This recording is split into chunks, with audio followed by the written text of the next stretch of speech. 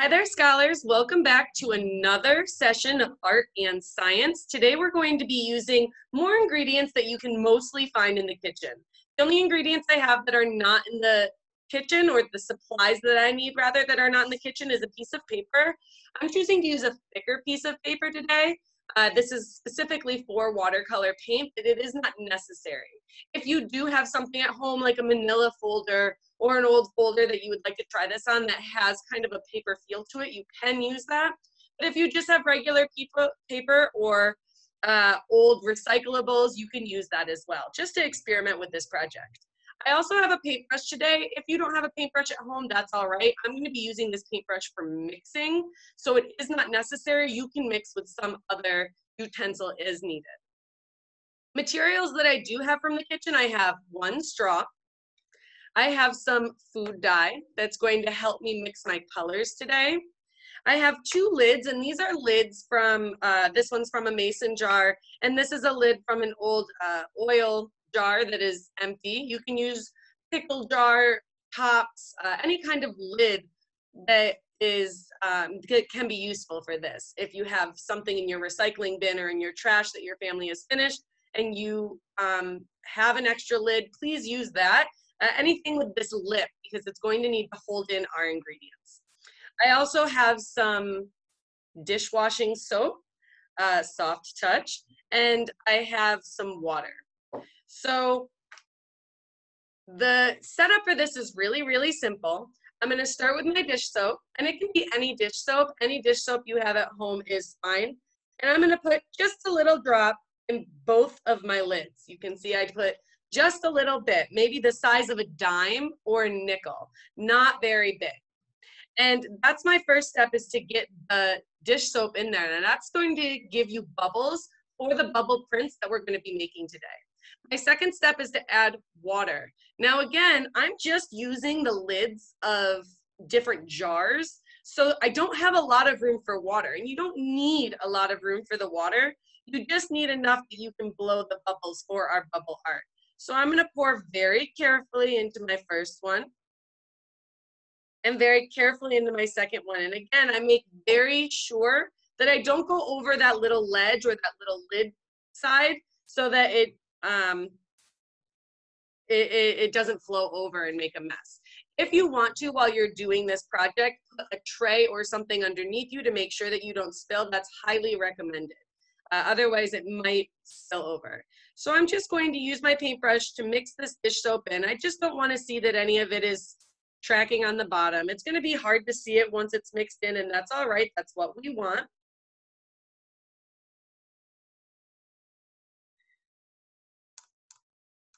So now I have dish soap and water mixed together, but it's kind of just plain old boring dish soap, and it's not yet ready to make art.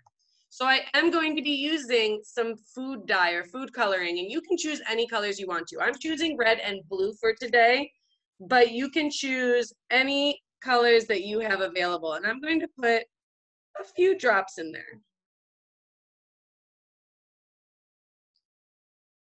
Now this food dye is a little bit of a gel, so we'll see how this works today. It might just take a little bit longer for me to mix it. If you have regular food dye that normally comes from the baking section, you might find that it mixes a little bit quicker, a little bit easier. But ours is going to take a little bit of extra work from the paintbrush, and that's all right. That's why I got it. Every time I stir my lid that has soapy water and food dye in it, I really want to make sure that with my other hand I'm holding it so that it doesn't go out of control and spill. Wow, that got red very quickly. And I just go ahead and make sure that I don't have any clumps of soap or food dye left in there. So now I have my red bubble water concoction, and next I'm going to mix my blue. And again, I just go through and make sure that I'm breaking up any food dye or any soap that's in there. I don't want that to stick around, because it might mess up or leave some extra print on my artwork that I don't want. So now I'm all done with this. I want to make sure that I don't just set my paintbrush anywhere on the table. I don't want it to stain. I happen to still have my jar of water, so I'm going to put my paintbrush in there to sit so that it doesn't get any space of my table dirty. Now here's the fun part, and some of you who have had lunch with Miss Schmidt know that Miss Schmidt is very much bothered by milk blowing bubbles. I think that people should be drinking their milk and not blowing their bubbles in them because it spills over and it makes such a mess. So here and now in this lesson, I am giving you permission to blow those bubbles as long as you have something underneath and you have a way of cleaning up your mess, because your families will not be very happy with me if you make a mess using these materials or these ingredients. So my next step is I'm just going to blow bubbles. Now, I have this straw and I'm going to be blowing the bubbles, but I do want to make sure that you understand to be very, very careful. Do not drink the water and soap and dye. It's going to taste disgusting because it's soap. So as you are using this straw, make sure you are always blowing and you are not drinking in any of the ingredients that we're working with today, because it is going to taste gross. So here we go. I'm going to start with my red, and I'm just going to put my straw into my ingredient. I'll move that down a little so you can see me.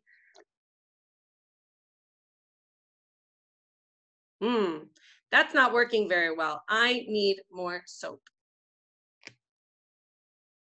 If I notice there are not a lot of bubbles, I just need to add more soap. I'm going to get my trusty paintbrush out, and I'm going to mix that back in because we really want that to bubble.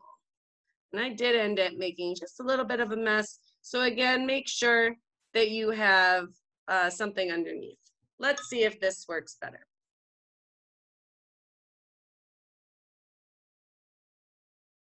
There we go. There's some bubbles, and you can kind of see them on there. Now, I'm just going to take my paper and I'm just going to tap them down. And you can see I have a little bubble print already. So I'm going to go ahead and make some more.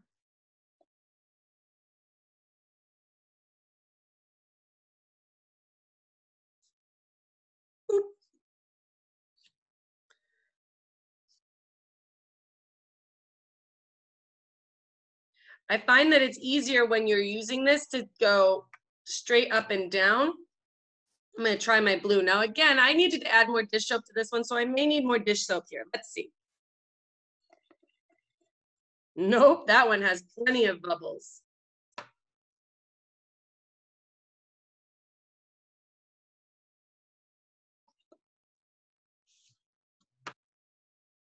So I'm starting to get cool designs and prints. Now, if you find that you want more color, you can add more color.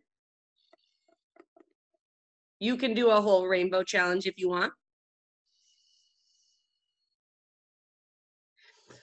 You can be a scientist and experiment with having more larger lids. So you can experiment with having smaller lids. You can experiment with having big old cups and see if that changes the way your bubbles are made.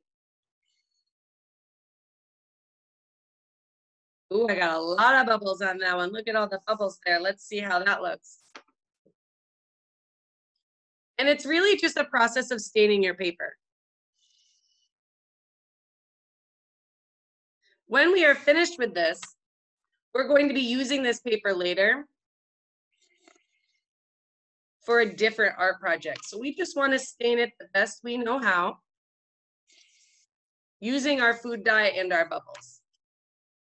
You can use this paper to draw on or illustrate with.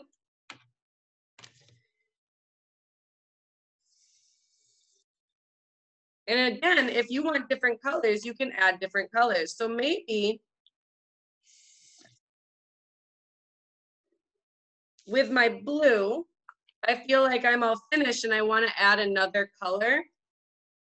Maybe I add a little bit of green to it and change the color in here a little bit more. So I'm going to add some green. And again, with my paintbrush, I'm just going to mix that in. Ooh, that's a cool color. So I get to be a scientist both in the way that I'm mixing my ingredients to create this bubbly concoction, but I can also be a scientist in the way I mix colors, and I can change the colors in my art to make it a little bit more interesting for myself. It's also just fun to blow the bubbles. Just something to do. Makes it feel kind of summery, I think.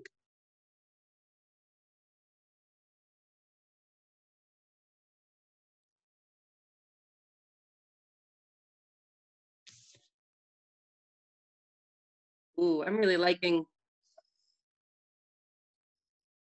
how strong and vibrant my pinks are. So this is a little bit closer view of my paper. It's a little hard to see, I suppose, on yours, but it looks beautiful from here. It has so much color to it.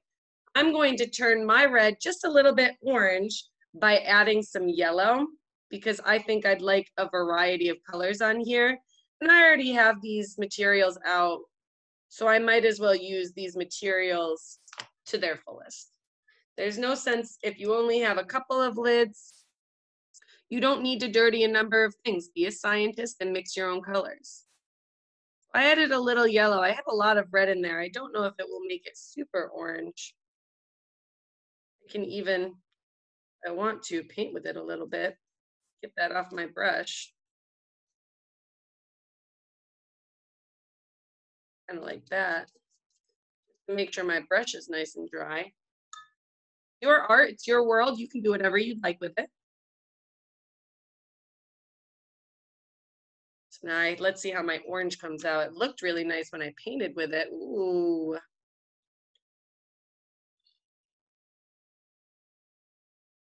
Oh, I really like that color. And experiment with those color mixing. We know our primary colors, red, yellow, and blue, are the main colors that you can use to mix. We just showed you that red and yellow makes kind of this beautiful orange color. And, you know, the green is made by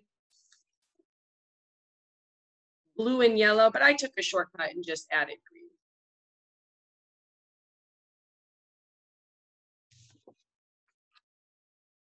Again, ooh, this one even left a bubble on there.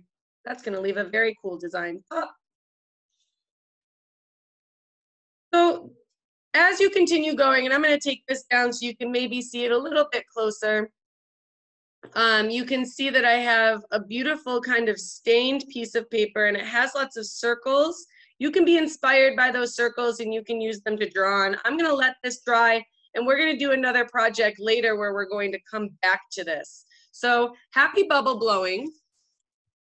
Have so much fun doing it. Make sure to clean up your mess and set your final paper somewhere where you can enjoy it. Now, again, with any leftover paint I have left, if I want to, I can always do a little painting on there as well.